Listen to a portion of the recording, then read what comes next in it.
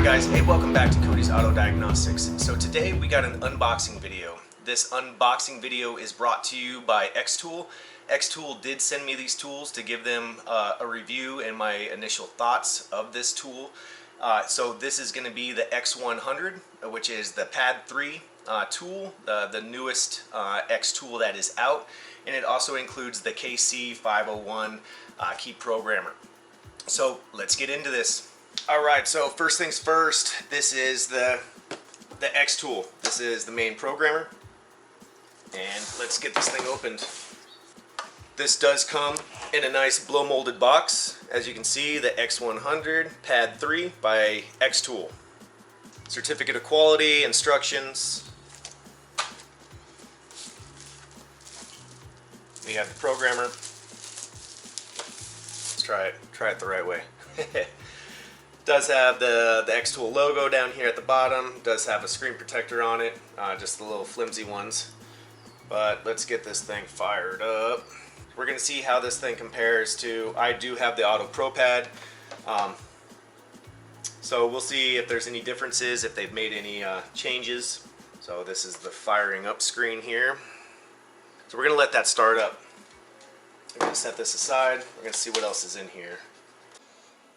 Alright, so these are the contents that are underneath where the main unit is. We have the Mazda 17 pin, Honda 3 pin, Hyundai 10 pin, Kia 20 pin, and the OBD2 16 pin.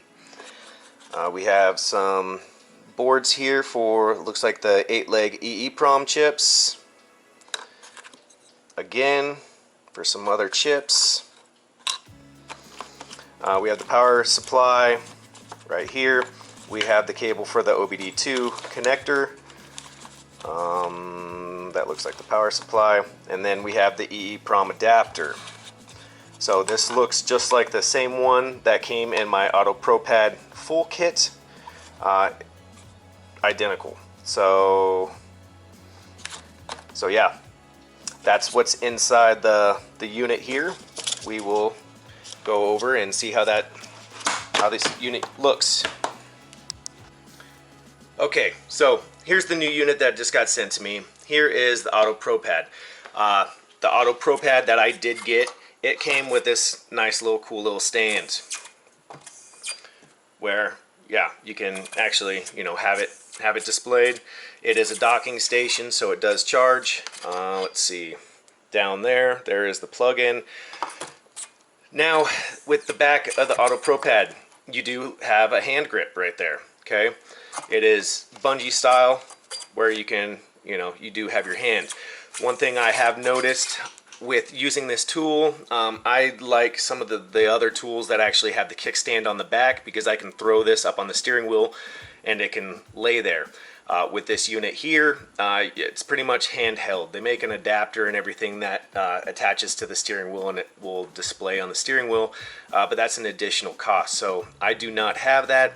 It wouldn't be too hard to fabricate something up, but something I noticed with this one, if we turn it around, there's no hand grip, and then as far as what's in the first package, there is not the docking station. So yeah, I guess that's kind of a drawback in a sense. I know when I am doing some EEPROM work, it's nice to be able to have this displayed sitting up like this on the docking station, to where you can see it and you can save the files, stuff like that, when you're working on the bench. This one, not so much. And let's see if I can do this one-handed. The docking parts on the bottom here are different, which means that if you do have this docking station, it's too fat. It will not fit in the original or in the Auto Pro Pad station. Not the end of the world. We'll keep moving forward. Just something I have noticed. So in the meantime, I got to find a way to stand this thing up. Let's figure that out. Okay, so I'm just using my phone wireless charger as a stand right now, just for demonstration purposes, just so you guys can see this. It makes it a little bit easier with the camera and everything. So you want to pick your language. We got pick English, greetings customer, start activate. We are going to want to connect to the Wi-Fi, which I will do now. Okay, so got connected to the internet. The product needs to be activated by the internet. If not, you can also click trial button. So we're just going to do the start activate, and I'm going to now input my email. Okay, activation success. All right. So we are going to do the app update.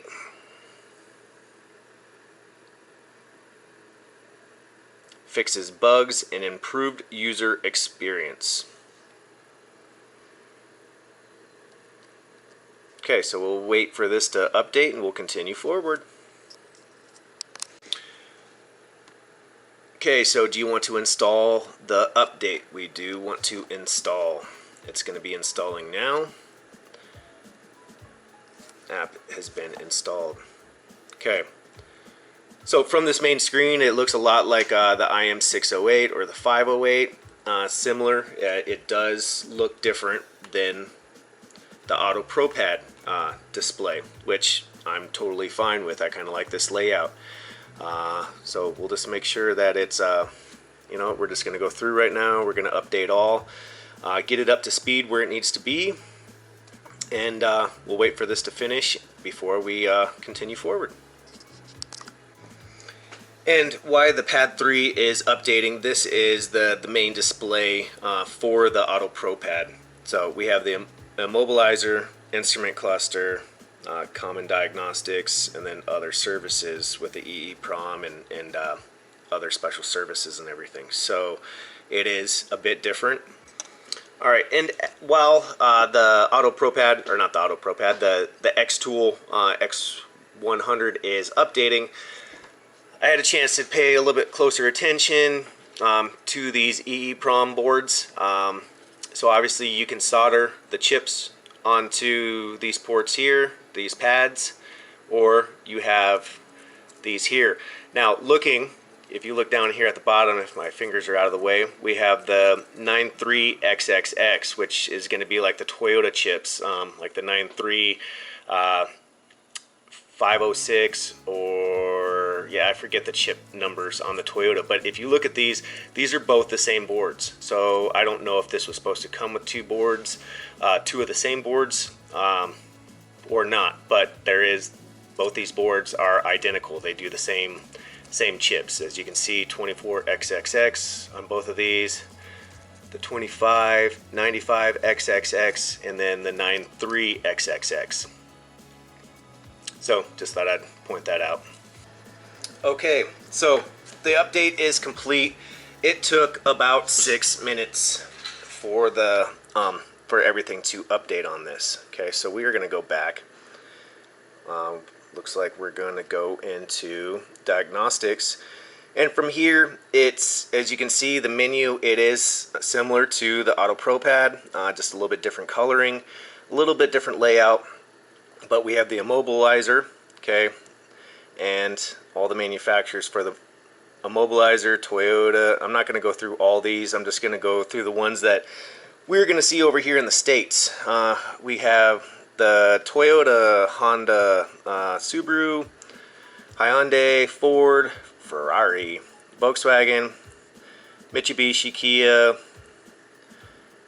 Porsche, Isuzu, Jaguar, Isuzu, Lexus, Maserati, Suzuki, Jeep, Lincoln, Smart Car, Bentley, Mercury, Acura, Opel, Pugo, Nissan, Chrysler, Land Rover, GM, Skoda, Fiat, Dodge,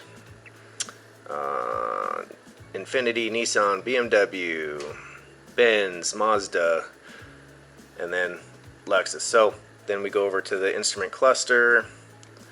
We agree. So from here, this all looks very similar to the Auto Pro Pad.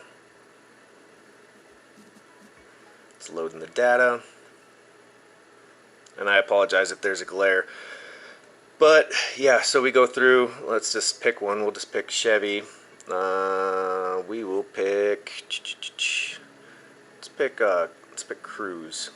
And so it's got some years for the Cruise, 2010, 2016 to 18. HHR, 2005, 2007, 2008. And then we have Common Diagnostics. This is a full bidirectional scan tool. I don't necessarily use it as a scan tool, but you definitely can. Since I have other aftermarket tools, obviously, and OEM tools, I usually grab other tools first because they're strong in diagnostics.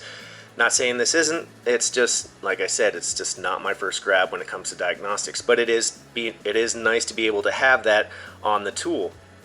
I know for my IM608, I do jump into the diagnostics part of it and the immobilizer part of it if I need to do any kind of test, because sometimes there's some more functions going into certain things, going into the actual ECU data and not the immobilizer unit. So, and then other services. So we have the electronic pump activation, ABS bleeding, maintenance light reset, steering angle, window initialization, throttle relearn. I mean, there's a bunch in here. So, and then we have the EEPROM adapter. Okay, and then from here, this looks identical to the Auto Pro Pad, if you guys are familiar with that or not. But you have the mileage adjustment, read and write ECU data, firmware, theft repair, and write start, read-write EEPROM, the file browser, data initialization, and then read pin code. And if you click right here, that is a PDF that opens up, and you can go through and it will tell you systems of each, what it can and can't do.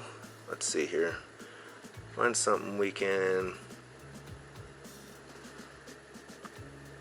Okay, so like Chevy Cruise 2000, it's gonna be hard for you guys to see it. It's kind of hard for me to see it. Oh, let's see here, I can zoom in.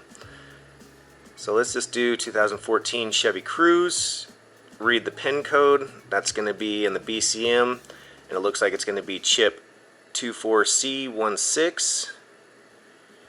So it gives you some good information in there. And like I said, it's got, you know, other manufacturers. You just scroll through. It's a pretty big PDF. And it will tell you the mileage adjustments on and the pins, or the chips of what you're going to be looking at. So, like Subaru, for example, for the Forester, chip is going to be 93C76. So those PDFs are good information. This is basically this until we hook up to a car and we do some programming and see what kind of functionality it has.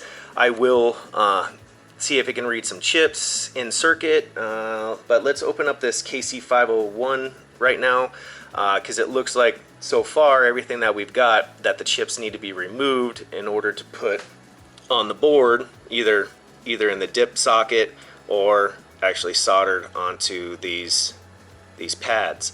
So let's see if there's like a rainbow cable installed with a 8-leg, so you can read them in circuit. Not sure if there is or not. I know my Auto Pro Pad Full came with a rainbow cable that is able to read on the boards. So that does make a nice advantage if you are doing any kind of EEPROM work. Alright, so now we are going to open up the KC501, which is the Auto Key Programmer. Let's see what's in this package. Okay, we have this right here, which this looks like it's, I forget what the Autel one is, the AP112 or something. I could totally be wrong on that, but it looks like a key simulator. Okay, and that came with it. Yeah, so the product description, this is just, it's similar to the Autel one. So it is the Toyota Smart Card support, 94, D4, 98, 39, 88, A9, A9 types, all keys lost matching. So yeah, this is for the Toyota vehicles for the smart keys. There is the front of it. Pretty nice looking box.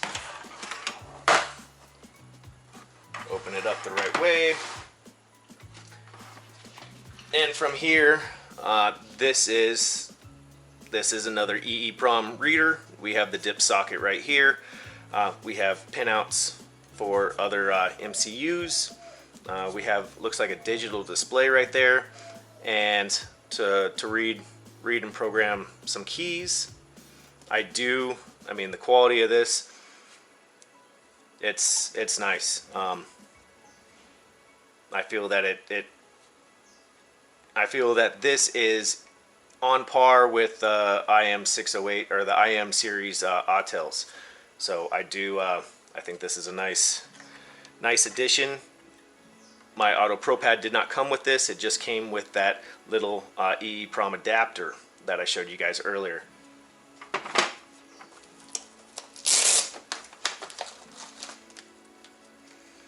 We have packaging information, what comes in here.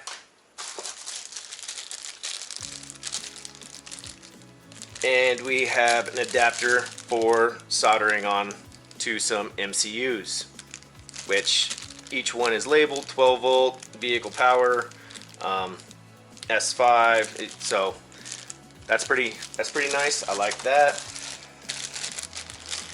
We have another one. This looks like it's got connectors and stuff for hooking to the actual pins of a control module. So that looks handy to have for sure. We have the power supply.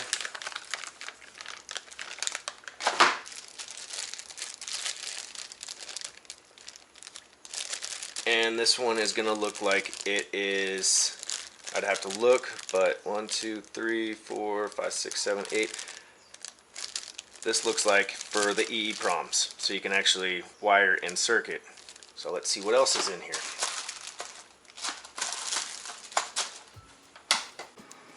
Okay, so what we have in here there's a bunch of different boards. Okay. Looks like 1, 2, 3, 4, 5, 6 different boards, which have pin numbers on it, and then it looks like this would be as far as removing the MCU, putting it on here to be able to read. Okay, we also have this board here, which again, these look like more EEPROM. 8 legs, yep, EEPROM, the KC501. So, and then if you look at the bottom here, it's got some pins. It's got some connectors here, which would, so these connectors on the bottom here would actually go into these 2 ports right here, and it would sit on it.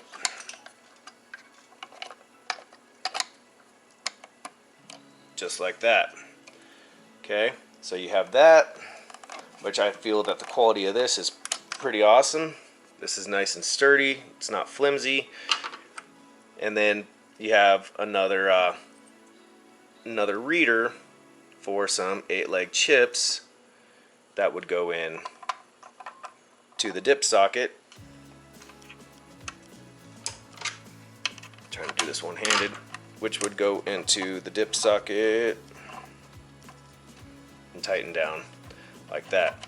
And then you put your chips in, release it, holds it, you can read it. So I'm definitely impressed with this. Let's see what else we got in this package here.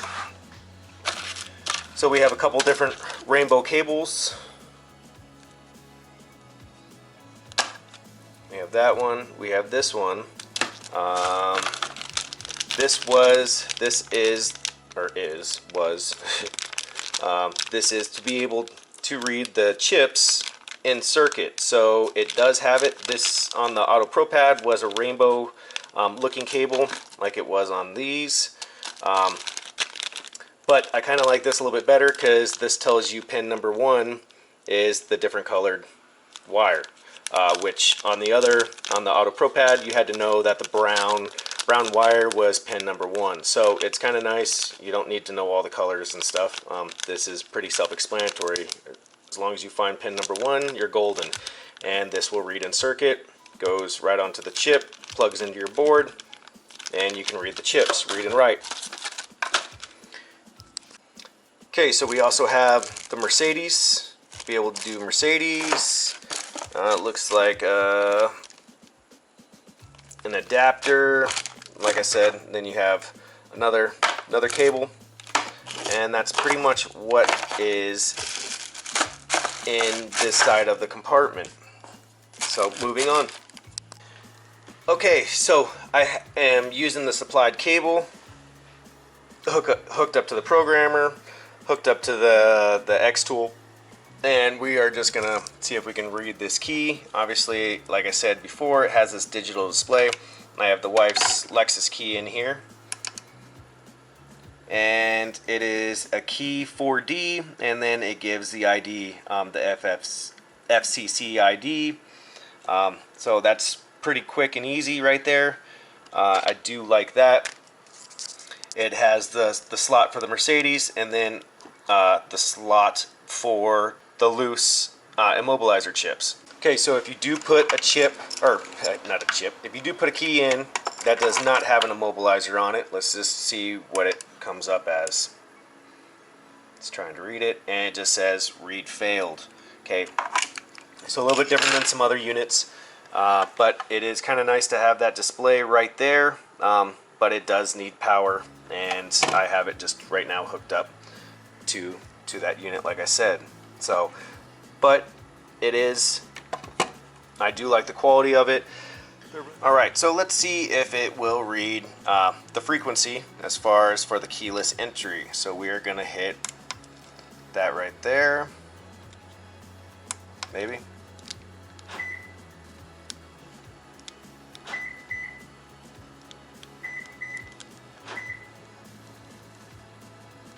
Reading failed.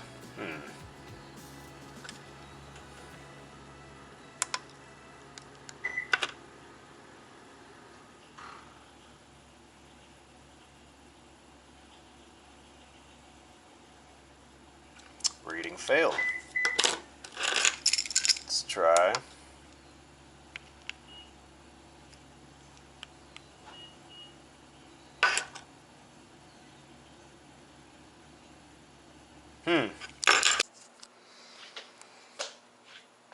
I swear to God, this fly. Get over here, fucker. Alright, so yeah, I don't know if it's operator error. Obviously, this is my first time using it, as you guys know. But I'm curious why it's not able to read the remote frequency of these keys, of the transponder, or not transponders, of the keyless entry. So if we look right here, number 9 is the FR. We come down to the FR remote frequency button, press this button to show remote frequency in the display screen. Okay. FR. Ah, got it. 313. Okay. Read end. So it was operator error. Let's try this again, because I set it up here. Let's try it. It's gonna fail. Watch. Alright. So we're gonna press this again. So, alright, operator error. It does work, but as you can see, this is the wireless pickup right here, and it needs to be, man, right next to it. So some other programmers are different. You can have it over here. It will still pick up. I know my XTool Max, it's pretty sweet because, man, it will pick it up, not having it anywhere close to this. But on this one here, we do press that, and we are able to see it. So let's try it again. Got it. Read. Okay. Yep. Able to read both of them. Okay, so good news. Okay, so I have a Toyota board here. I'm not going to show you guys EEPROM, but what I do want to show you is, okay, so this is the clip that came with my Auto Pro Pad. It is a Pomona EEPROM clip. This clip, man, I really like this clip just because it is really nice getting onto the chips. I just feel that it makes a good connection. I haven't really had any issues with this. This clip here, this clip is from my mini prog, which is for my TTL. Okay, this clip used to be good. It's kind of worn out now. I probably need to replace it, and I'm doing this left-handed, so just bear with me. Obviously the other one was pretty easy putting on.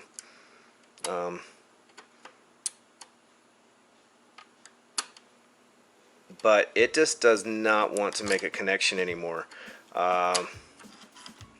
So yeah, I have issues with this. I don't know if it's just worn out or what's going on, but I need to replace this. Okay, so now what comes with the XTool? Okay, this is the clip that came with the XTool. If you guys see, it's the exact same clip of what came with the mini prog. Okay, so this one here, the only difference is this connector right here. It is different. This is a board I have it onto right now, but pretty essentially, you know, this end of it is different on how it goes into the dip socket.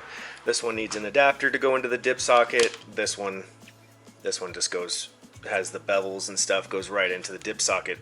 Okay, so now with this one right here, again, left-handed. That's how that one used to be. So my only concern is this going to wear out over time?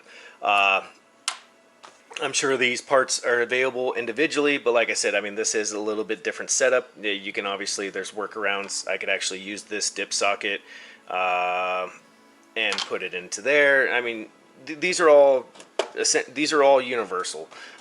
So if you have multiple different programmers like the TTL, you know, the XTool, or even, shoot, and I don't have it on me right now, or the Autel unit. Okay, so I just grabbed the Autel unit just to kind of show you guys, but essentially, you know, a couple things that I do like about it, just looking at the two, I mean, they both look very, very similar. You know, they both have the pins, both right there. They both have the dip socket. The one thing I did notice, okay, so obviously it says dip socket here, but it does not tell you where pin number 1 is on this setup right here. So yeah, it just kind of takes some you know, playing around to figure out where pin number 1 is. One nice thing on this unit here is if you look down in there, hopefully it's showing up for you guys, but there's some bugs. It does say dip socket, and it does tell you where pin number 1 is. You know, pin 1, pin 8, pin 16, and pin 9. So that's nice. You know, it tells you where you want to set your first pin. Just that little bit of information right there is pretty sweet. Obviously, they both have displayed right here as far as the 5-volt vehicle power 2 VCC reset. You know, they have these labeled here, and if you look, they are the same. Alright guys, so I figured I'd show you a little bit of the scan tool functionality. Like I said earlier, I don't normally use this as far as a scan tool, but it is nice, and I'm sure there's going to be some people out there that would actually benefit from using this as a scan tool if they have limited other scan tools or whatever. So it is nice that it is incorporated in it. It's kind of like the IM608. Like I said, it's bi-directional and everything. I'm actually in my motorhome right now. I had a check engine light on, and so I had to fix an evap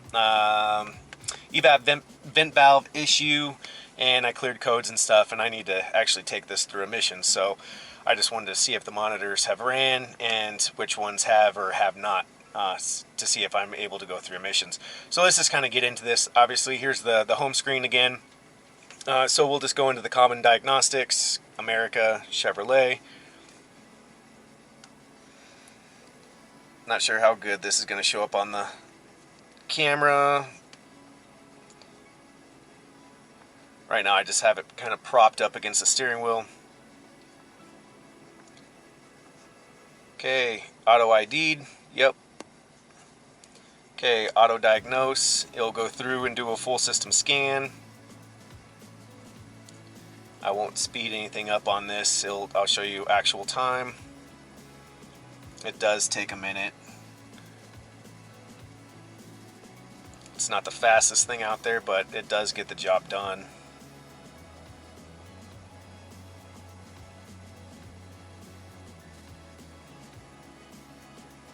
Come on.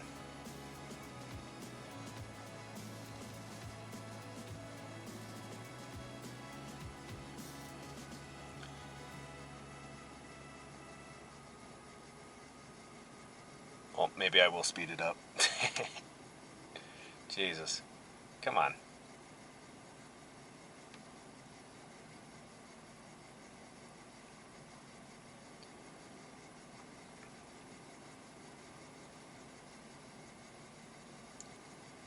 So far it's showing no trouble codes in any of the modules.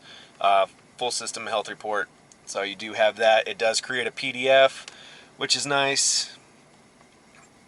Yes, we want to exit.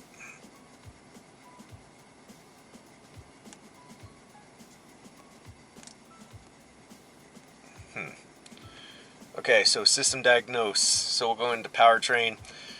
So you have the ECU information, read trouble codes, live data, freeze frame, actuation test. So like I said earlier, this is a bi-directional scan tool. So we have the AC relay, fuel pump, loop status, malfunction indicator lamp, EGR, fuel gauge, evap vent solenoid purge valve, purge seal test, and the O2 heater control. Now it says if it's equipped. So let's just go. I don't want to mess with too much stuff because I still need to drive this, so I don't want to cause any codes. So let's just let's go into the fuel gauge. As you can see right now, it's showing a half a tank. So it will get into the cluster here. And it shows you some live data PIDs as far as the engine coolant temp sensor. That's showing in Celsius. I'm sure that's probably a setting. But getting into that module, now you can see it's showing empty. So we're just going to go in here and increase it. So 10%. It goes 10% increments. 30%. Okay. Then we'll just go up to 100.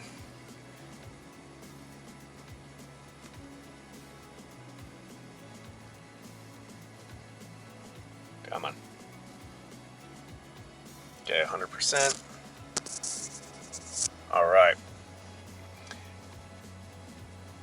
So like I said, yeah, bidirectional controls. Obviously we have some other controls that we can do here. Go into the live data, engine live data. Let's go into the fuel trims.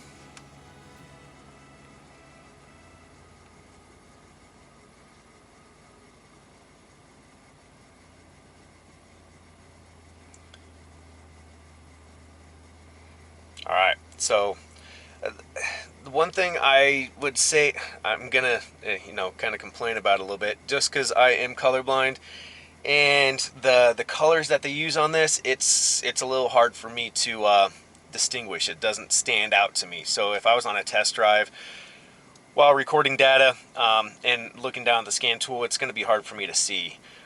That's obviously, my issue with this, but it's not, not the end of the world. Other scan tools have the same kind of issue. The Mako 3.0 Maximus scan tool, on some of their data PIDs, because they use red, I cannot see them. So, that's kind of my issues. But yeah, I mean, it's got, full data display and everything on this.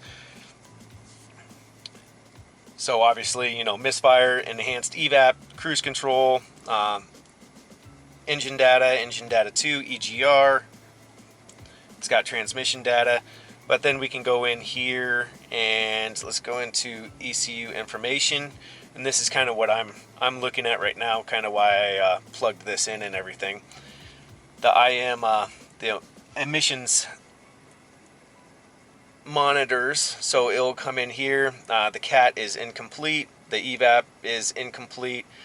So yeah, obviously, so it's telling me, no DTCs, catalyst is incomplete, evap, the oxygen sensors and the heater and the EGR, that's all incomplete. So looks like I need to do some driving.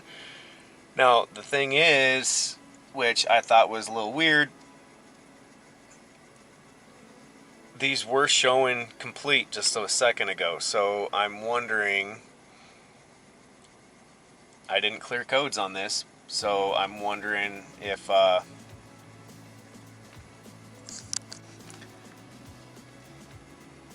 so yeah, I'm definitely not ready to go through emissions. And then it can pull up the VIN. Let's go into the engine. It will show the calibration IDs. These are always good. You can come in here, see all the calibration IDs.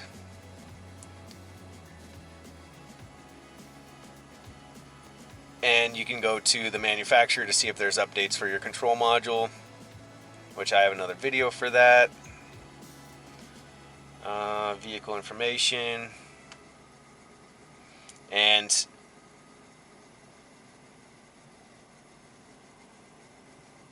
yeah, so you have their calibration IDs, and then the vehicle information. They kind of switch this up a little bit, but there's calibration IDs in here, but then it will also show you the CVNs. So these are the calibration verification numbers, and you look at these to see if there's any kind of tune or whatever in here. You compare these with the manufacturer website. Again, that's for a different video. But being the year of this, because this is a 2001 Chevy, immobilizer is not supported from this tool. Pretty much on any tool, adding keys or anything. That's done through SPS, or you can do it a manual way, which is cranking the engine with the immobilizer light on, waiting 10 minutes for the immobilizer to go off, crank it again. It's a 3-step process, so it's 30 minutes total, or you can do it through the manufacturer, and it's I think a 10-minute wait. But so it's not that this tool lacks doing it. All my immobilizer tools do it just because of the year. So that's why I'm not going into the immobilizer functions and stuff. But if we do go into like the pass lock and you look at the data, and granted, I am on the diagnostic side, so I'm not in the immobilizer side. So this is what pretty much any scan tool should be able to pull up. And it tells you pass lock power, and just some of it's got a valid code, telling the voltage, a little bit of decent data and stuff in there. Module information, let's go into that.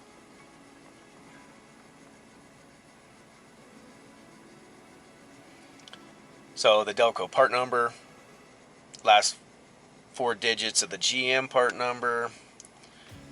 So since I have gotten this tool, I have not gotten any calls for immobilizer issues. So I cannot show you guys adding a key or really getting into the immobilizer side of it. Here's where you can generate the PDF report. Let's just actually hit yes. So it created a report, so then you go in and you can print that up, I'm assuming. Let's see here.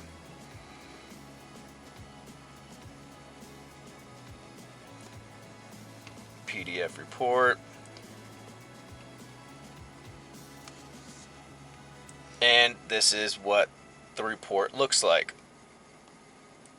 I like how they put the calibration IDs in there, the CVNs, all on the report. That is actually pretty freaking sweet.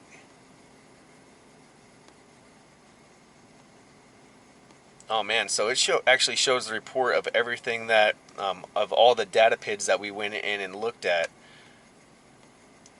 It took like a screenshot of them. Yeah, so the pass lock. Huh. I like that.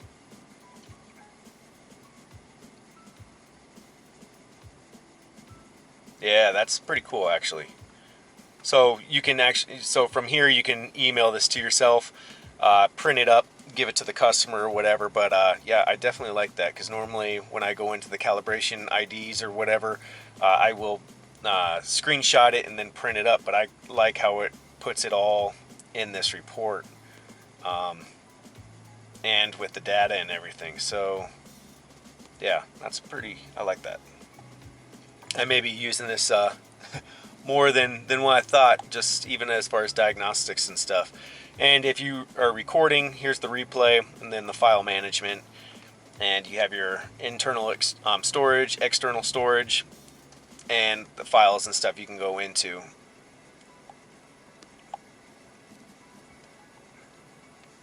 So then we also have the remote. This will, if you need assistance or anything else, for somebody to log in, here's the team viewer, quick support, and your ID and everything, which is pretty nice. And I think that's it. We'll go into some of the settings. You can add your information, which I still need to do that. So this information that you put in here, this will show up on your report if you print them up and everything. So it's just nice. It shows professionalism as far as for the shops and stuff. If you're handing this to a customer, we'll show your name, your address, your website, telephone contacts, and all that kind of good stuff. And units of measurement, metric, British unit. Okay. You know what? So let's just do the GM.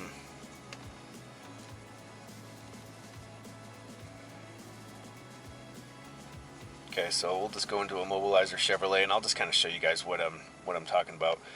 Since this is a motorhome, it's on an Express van chassis, which for the Express it's 2008 to 2019. So as you can see, it is not in here. But then if we go to Silverado, same kind of thing, 07 to 2012. And that's going to be most of these tools. Same with the IM608 or the 508 or anything like that. This older vehicle is just a little bit trickier. Well, you can add keys and everything else without needing a tool on this older unit. So the newer stuff is obviously different.